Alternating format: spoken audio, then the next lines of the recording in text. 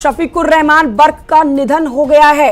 बड़ी खबर इस समय की, शफीकुर रहमान बर्क का निधन हो गया है। समाजवादी पार्टी के सांसद शफीकुर रहमान जो कि अब नहीं रहे हैं, संभल से समाजवादी पार्टी के सांसद थे। बड़ी खबर बता रहे हैं।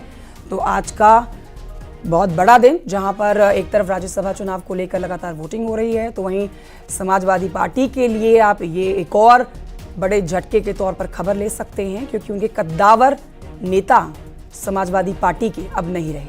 संभल से समाजवादी पार्टी के सांसद थे शफीकुर रहमान बर्क, जिनका निधन हो गया है। 90 साल से ज़्यादा की उनकी उम्र, और अब जो जानकारी मिल रही है उसके मुताबिक आपको बता रहे हैं शफीकुर रहमान बर्क नहीं रहे। लगातार आपने उनको सुना है और अपने बयानों के लिए वो अक्सर सुर्खियों में रहा करते थे, और अब जो खबर आ रही है उसके मुताबिक निधन हो गया है शफीकुर रहमान बर्क का। अलाउद्दीन हमारे साथ, हमारे सहयोगी बने हैं। अलाउद्दीन, ये बेहद दुखद खबर शफीकुर रहमान बर्क के निधन की आ रही है। जी हाँ, बिल्कुल। मुरादाबाद के एक निजी अस्पताल में वो भर्ती थे और खासतौर से समाजवादी पार्टी के राष्ट्रीय अध्यक्ष कुछ दिनों पहले उनको देखने भी गए थे। 94 साल उनकी उम्र थी। संभल से वो मौजूदा सांसद थे और अभी समाजवादी पार्टी ने जो पहली लिस्ट जारी की थी तो सबसे ऊपर नाम उनका था जो है संभल से चुनाव लड़ने के लिए।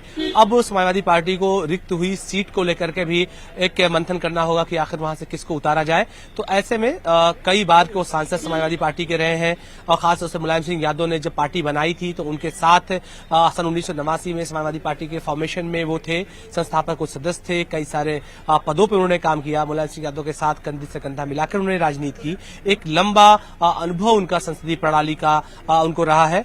तमाम लोग दिल्ली में जो है उनको संसद भवन में बोलते हुए सुना था। तो ऐसे में समाजवादी पार्टी को एक बड़े नेता के रूप में पश्चिमी उत्तर प्रदेश के एक धक्का लगा है। कुल उनकी उम्र जो 94 साल थी और मुरादाबाद के निजी अस्पताल में अखिलेश यादव उनको देखने के लिए भी गए थे। उनकी हालत उस वक्त भी बहुत नाजुक बनी हुई थी। तो आज भी दुखद खबर आई है कि शफीकुर रहमान बर्क का निधन हो गया है और उनका अंतिम संस्कार वहीं पर होगा।